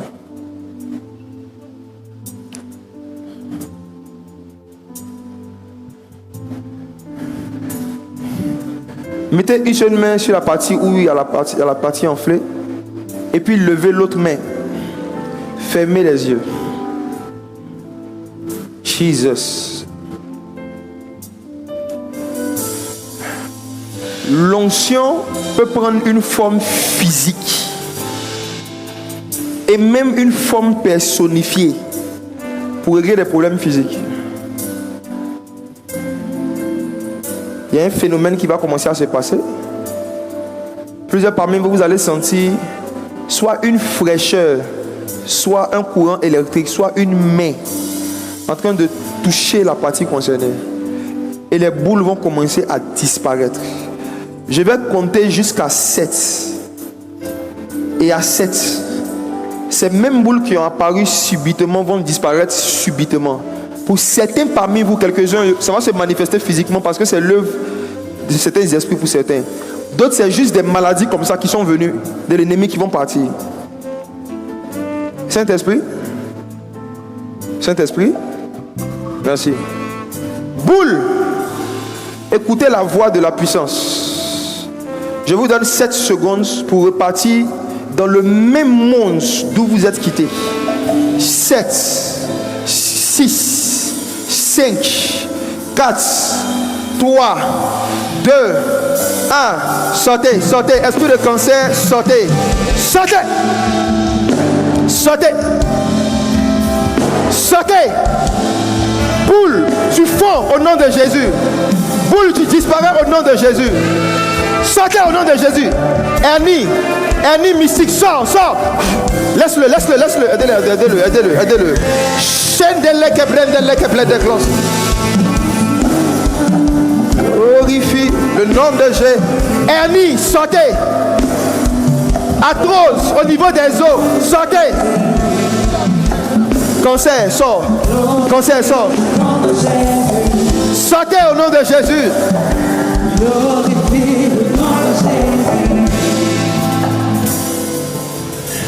Les pieds gonflés dégonflent maintenant. Il y a quelqu'un à qui on a tiré une balle mystique dans le genou. On a tiré dans ton genou, on a tiré dans le tibia. Donc souvent la douleur se promène. La douleur monte, ça descend, ça monte, ça descend. Mais aujourd'hui, Jésus te libère. Jésus te libère. Aidez-la. Laissez-la. Dégonflement surnaturel. Venez m'aider ici. Chaîne de l'équerre. Dégonflement surnaturel. Au nom de Jésus, tu vas faire du sport. Tu vas faire toutes les activités que tu veux faire sans problème. Aidez-le. L'ennemi a disparu, tu es libre. Tu peux t'asseoir. Toi, tu peux t'asseoir, tu es libre, c'est fini. La boule a disparu. Tu es libre. Glorifie Jésus. Glorifie le nom de Jésus. Glorifie le nom de Jésus. Attendez. Je vois une barre de fer qu'on a pris pour taper le pied de cette maman en sorcellerie. Waouh. Saint-Esprit, puissant guérisseur, restaure ses pieds. Restaure son pied. Que cette boule-là, qui est venue de l'enfer, réparte où elle est venue au nom de Jésus. Qu'elle puisse se prosterner normalement, qu'elle puisse faire ses activités normalement, qu'elle puisse te servir sans crainte. L'atmosphère devient bizarre.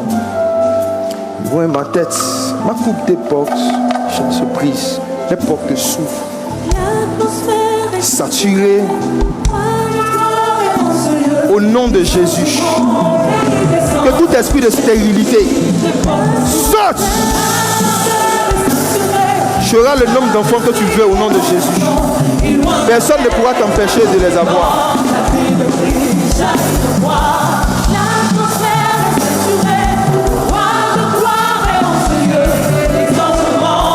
Saint-Esprit, fais-leur du bien.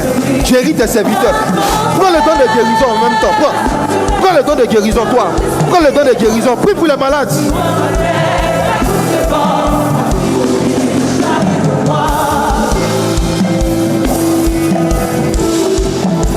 Alors, voici. Certains parmi vous, vous avez fait des rêves où on vous a donné de la nourriture, justement, envoûté de la nourriture qui s'est transformée en maladie à travers des songes. Je vais commencer maintenant à faire sortir des choses des ventres par l'onction. Même ceux qui ne sont pas devant, toute personne qui est en train de m'écouter, dans la salle, en ligne, qui a mangé une substance mystique, qui t'a donné des ulcères, des problèmes gastriques, des problèmes de constipation, des hémorroïdes, des ulcères, des hémorroïdes, des ulcères, L'onction du Saint-Esprit va commencer maintenant à vous libérer. Ventre, écoutez la voix du Saint-Esprit. S'il y a à l'intérieur de vous des choses que le Père Céleste n'a pas plantées, toute maladie qui sort du ventre, qui se manifeste par le ventre, pendant ou après les périodes de menstrues, toute forme de douleur, toute forme d'ulcère, toute forme de gêne au niveau du ventre, mais qui est l'œuvre de l'ennemi, ventre, dans 5 secondes, faites sortir ces choses. 5, 4, 3, 2, 1. Au nom de Jésus, guérison maintenant. Guérison maintenant. Fibrome, sortez. Fibrome, sortez. Fibrome. Venez avec eux, venez avec eux. Fibrome, sortez. Poison, sort. Ulcère, sort. Même dans les gradins, prenez-les, descendez avec eux. Faites comme hier. Toucher. L'esprit qui peut toucher. L'esprit qui peut toucher. L'esprit qui peut toucher. L'esprit qui peut toucher.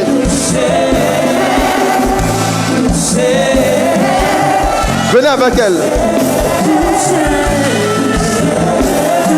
Posez-la ici.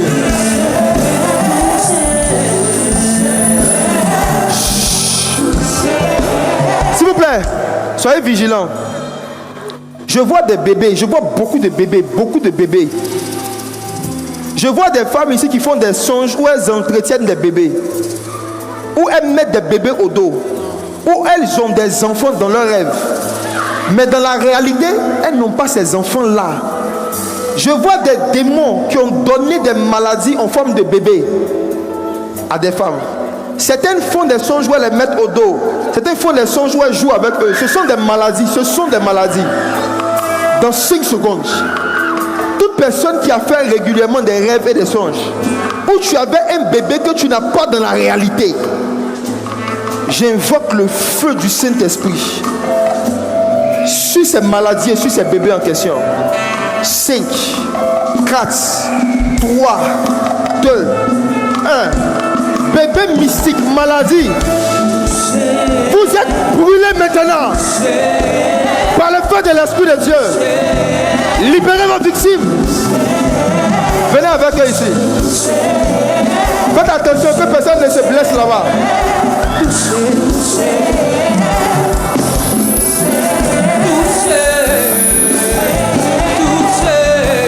Tu vas servir Jésus. Tu vas servir Jésus. Aidez-la. Tu vas servir Jésus. Tu vas servir Jésus.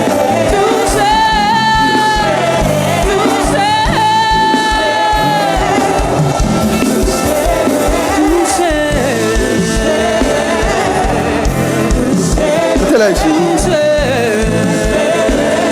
Envoyez un pagne, envoyez un pagne.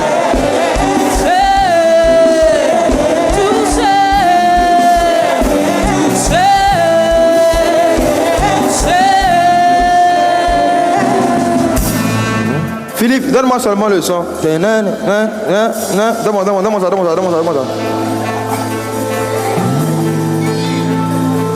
Augmente un peu la cadence.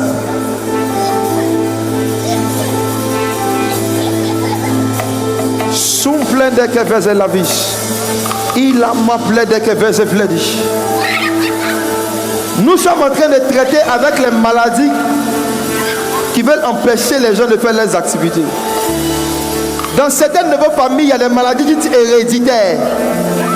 Mais je t'annonce ce matin qu'à travers le sang de Jésus, les mêmes maladies qui ont perturbé les membres de ta famille n'auront pas de pouvoir sur toi. Au nom de Jésus, que toute maladie héréditaire qui est en train de faire son effet dans le corps de quelqu'un, dans le sang de quelqu'un, commence à s'arrêter maintenant par la puissance du Saint-Esprit, par la puissance du Saint-Esprit, par la puissance du Saint-Esprit. Maladie héréditaire, c'est votre dernier jour de travail aujourd'hui.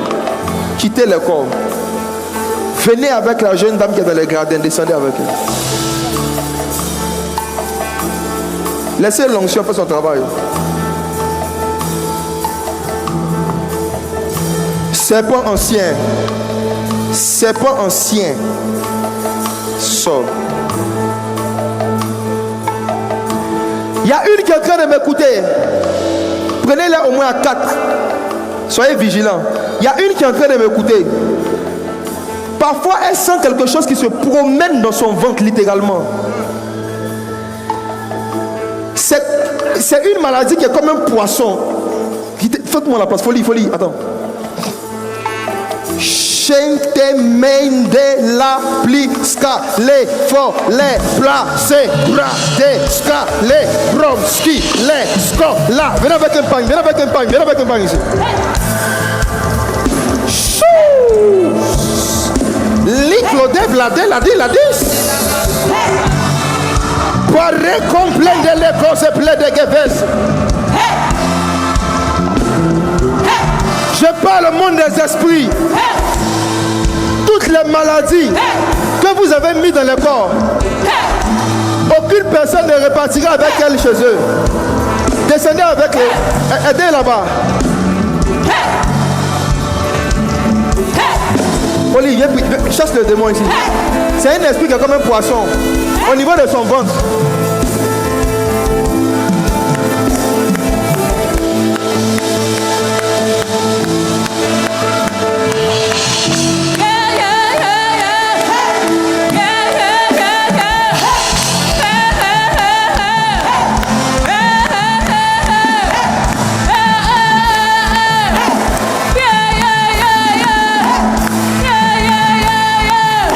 Aidez les gens là-bas.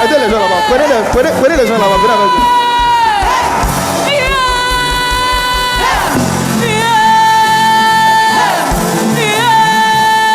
Holanda, les Cobladés.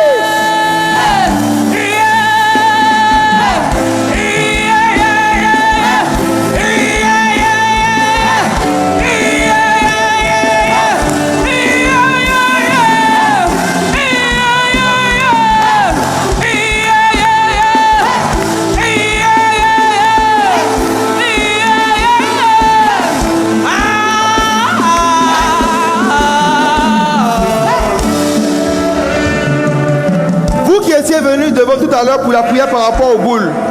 Glorifiez Jésus, vous êtes libre. Allez vérifier. Allez à votre place. Laissez-moi avec les autres cas. Venez les mettre ici. Venez ici. Venez devant moi ici.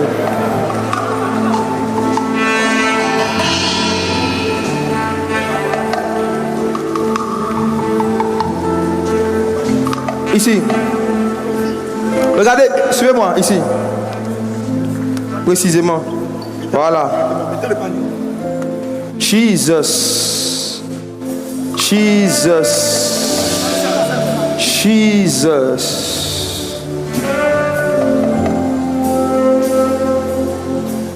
Je vois un élève sorcier qui prend une lance-pierre et je le vois viser l'œil de son ami. Il tire sur ton œil, tu deviens myope. Ta vue commence à baisser en classe. Avant, tu ne vivais pas ça. Mais depuis l'année scolaire dernière, tu as commencé à avoir une baisse de vue en sorcellerie. Pendant que je suis en train de parler, la main de celui qui s'appelle Jésus vient sur tes yeux et il enlève l'esprit de myopie. Et je prie en même temps pour tous ceux et celles qui ont un début de cécité, un début de cataracte, qui ont l'hypermétropie, toute forme de trouble de la vue. Que la main et la puissance de Dieu viennent sur vos yeux. Et que le Seigneur restaure votre vue par la puissance du Saint-Esprit. Par la puissance du Saint-Esprit. Regardez, les pieds de celle-là sont trop proches de la tête. Poussez les gens s'il vous plaît. Depuis hier, je donne une instruction. Je dis mettez les gens ici. Mettez les gens ici. Pourquoi? Il y a une réalité avec l'onction qu'on appelle l'hyperactivité.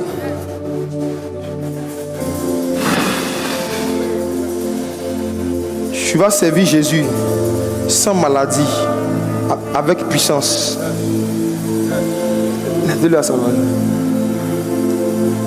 Il y a des rayons, même dans le domaine des réseaux. Souvent, tu vas dans une pièce, on dit il y a du réseau dans cette pièce. Il n'y a pas de réseau dans cette pièce. Il y a des manifestations de la gloire de Dieu, de l'onction de Dieu, qui sont plus intenses dans certains rayons. Et quand la puissance de délivrance descend depuis hier, je vois beaucoup d'anges dans ce rayon. Et pourquoi vous allez voir que les gens sont agités, mais en général, quand ils arrivent ici, ils deviennent calmes. L'hyperactivité de l'onction. La radioactivité de l'onction. L'onction est radioactive. Il y a des rayons dans lesquels elle est plus intense.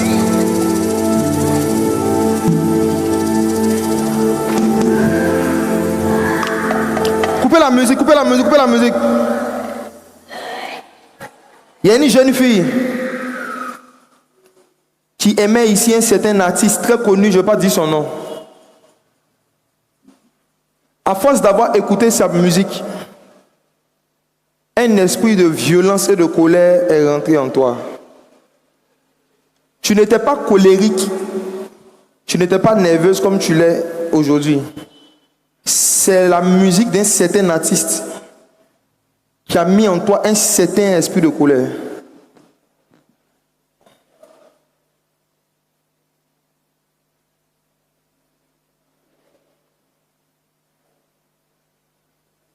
Je vois plusieurs jeunes qui, sans le savoir, sont entrés en communion avec des esprits méchants qui se manifestent par des animaux qu'ils voient dans certains de leurs rêves.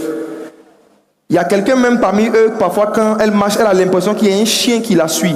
C'est comme si dans ta tête, en fait, il y a toujours une voix qui te dit qu'il y a un chien derrière toi, un chien. Chaque fois tu penses c'est un chien, comme si un chien te suit. Mais quand tu te retournes, tu ne vois rien, mais tu as la forte sensation qu'il y a un chien qui veut te mordre. Ce n'est pas une sensation, c'est une réalité. C'est une réalité. Vous tous et vous toutes qui m'écoutez, qui avez un problème avec la colère, qui vous fatigue vous-même, qui avez un problème souvent avec la colère, avec la façon dont souvent vous manifestez de la violence, ou même vous mettez en colère. Vous êtes chargé et fatigué même par ça vous-même. Mettez votre main simplement sur votre poitrine. Donnez-moi quelques secondes encore. Jésus veut vous aider. Certains parmi vous, vos colères ne sont pas simples. C'est des musiques qui ont fait rentrer, qui ont fait rentrer certaines choses en vous. Saint-Esprit, voici cette jeunesse. Il y a des futurs pasteurs parmi eux. Il y a des futurs prophètes parmi eux. Il y a des futurs apôtres parmi eux. Il y a des futurs évangélistes parmi eux. Des futurs docteurs parmi eux. Tu connais les esprits de violence que l'ennemi a répandus sur toute chair, sur les jeunes gens et les jeunes filles, mais en utilisant ces artistes, ces prophètes à lui. Je demande un nettoyage massif ce matin. Que ton onction qui enlève les démons guerriers, qui enlève les violences, qui guérit les cœurs blessés et qui enlève les colères, descende sur chacun d'entre eux. S'il y avait quelqu'un parmi eux qui avait des crises de colère, des crises de violence provoquées par des esprits, que ces esprits quittent maintenant au nom de Jésus. Colère, violence, animosité, partez. Vous qui êtes pistés par des animaux mystiques, des démons en forme d'animaux qui viennent dans vos rêves, ou même qui vous suivent physiquement, il y a quelque chose qui va se casser tout de suite entre votre âme. La connexion qu'il y a entre votre âme et certains artistes vont commencer à se casser. Parce que c'est spirituel, ce n'est pas normal. 3, 2, 1. Maintenant, par la puissance du Saint-Esprit, tout lien qu'il y a entre toi et un artiste mystique est brisé au nom de Jésus. Tout lien qu'il y a entre toi, waouh, Saint-Esprit, aidez-les, aidez-les. Tout lien qu'il y a entre toi et un animal qu'on t'a affecté pour infecter tes émotions, le lien est brisé maintenant par la puissance du Saint-Esprit. Voilà. The Spirit, yes, the Holy Ghost, pray. the Spirit. Pray in the Holy Ghost. Pray in the Spirit. Fila cabrendos seleges. Pray in the Spirit. Pray in the Holy Ghost. Pray in the Spirit. Venez avec eux. Holy Ghost. The Spirit. L'homme fait les cafés, la hâte et la quebrendo les yeux. The Spirit. Holy Ghost.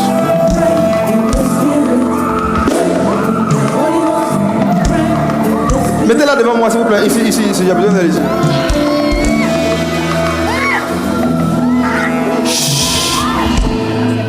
Saint-Esprit. Que cet esprit humain qui est rentré par cette musique de rap sorte. Quand je dis esprit humain, j'ai vu quelqu'un ici est d'une famille Agni, où je vois l'esprit d'une vieille femme,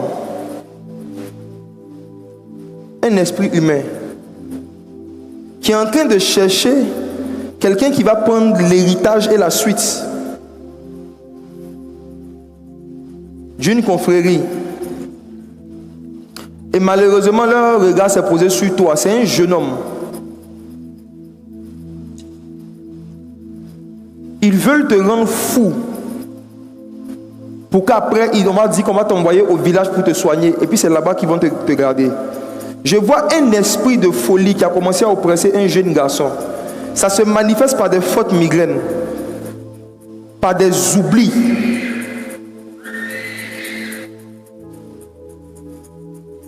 Ce matin, Jésus te délivre. Que tous les esprits de dépression et tous les esprits de folie en mission dans ce lieu, jeunes gens, et que vous écoutez régulièrement. Beaucoup de ces musiques, surtout dont on n'entend pas audiblement toutes les paroles, sont des invocations et des incantations. Beaucoup de musiques là dont les paroles ne sont pas audibles sont des incantations et des invocations de certains esprits. Vous voyez ce qui est en train de se passer pour beaucoup de vous. Il y a un artiste ici en Côte d'Ivoire. Oh, venez avec ce jeune homme. Oh Saint-Esprit. Oh Saint-Esprit. Ne filmez pas son visage.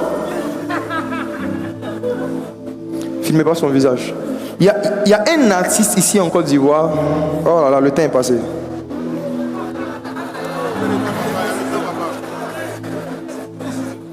J'ai un problème avec lui. Parce qu'il a accepté volontairement et consciemment de devenir un prophète d'une loge qui s'est donnée comme mission de rendre le maximum de jeunes Ivoiriens violents. Et même certaines personnes qui agressent les gens pour voler les motos écoutent ces musiques avant de partir faire leur forfait. Il est le prophète et le berger d'une race de jeunes violents.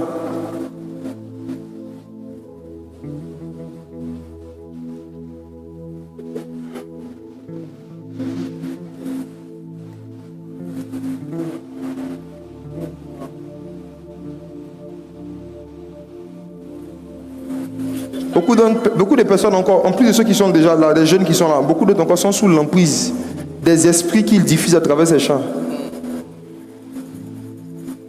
Exemple. Tu m'écoutes? Ça fait environ 2 semaines que tu as l'impression qu'il y a du coton dans ton oreille droite. C'est comme si ton oreille droite a commencé à se boucher, mais il n'y a rien dedans. Au début, je te disais que peut-être que tu t'es lavé et de l'eau est rentrée dans ton oreille. Or, tu n'as aucun souvenir d'un jour où tu t'es lavé et de l'eau est rentrée dans ton oreille. Tu as comme l'oreille droite qui commence à être un peu bouchée. Jeune fille, c'est un esprit de surdité. Tu es en train de devenir sourde. Pendant que je suis en train de parler, je vois le feu de Dieu aller dans l'oreille de quelqu'un pour s'attaquer à un esprit de surdité. Cette oreille qui avait commencé à se boucher va se déboucher par l'onction du Saint-Esprit. Mais souviens-toi, ça a commencé le lendemain du jour où tu t'es assis pendant un certain nombre de minutes pour regarder des vidéos d'un certain artiste. Il y a des choses que des gens vont faire, rien ne va leur arriver. Mais vous qui avez l'onction sur vous, vous qui avez l'huile et la marque de Dieu sur vous, quand vous partez volontairement vous livrer à certaines choses, par rapport à la musique, vous vous imaginez pas par rapport à la musique, même des maladies auxquelles vous pouvez vous exposer. Il y a une qui est en train de devenir sourde de cette affaire.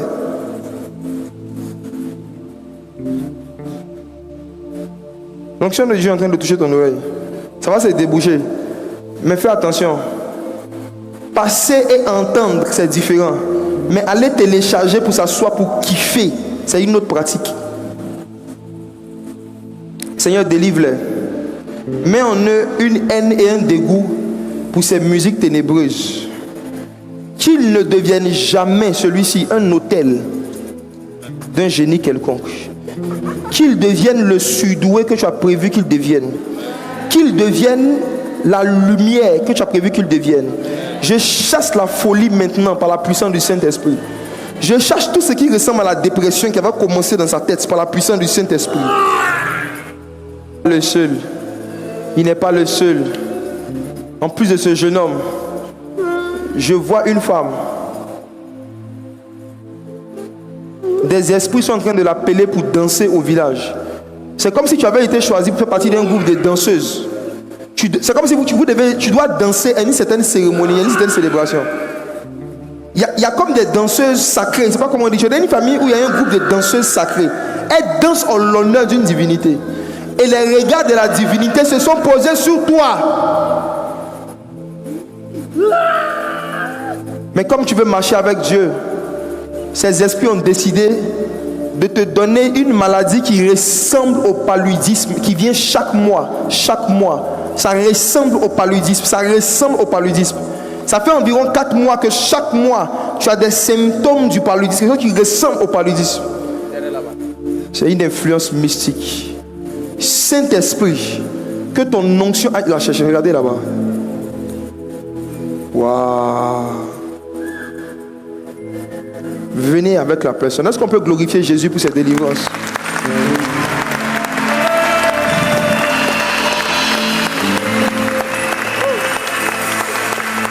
Jésus.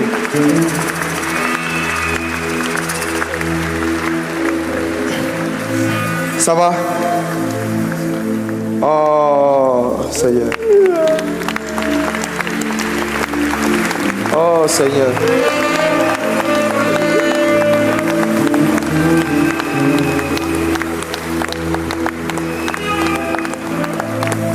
Donnez-lui un micro. En attendant que l'autre arrive, donnez-lui un micro. Jesus. Ça va? Il a dit. Tu es en quelle classe? Je suis en 2e année à l'INGS. 2e année à l'INGS. Tu vas aller plus loin dans les études que ce que tu avais prévu. Amen. À partir d'aujourd'hui, Dieu a comme augmenté, amplifié ta mémoire et ton intelligence. Amen. Dieu te bénisse, peux t'asseoir, c'est toi.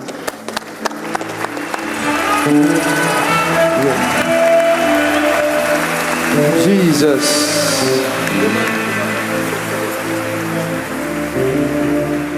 Tu vas servir Jésus, ne t'en fais pas. Déposez-la là seulement. Laissez-la dans le rayon. Le réseau est bon ici. Le réseau est bon. Le réseau est bon.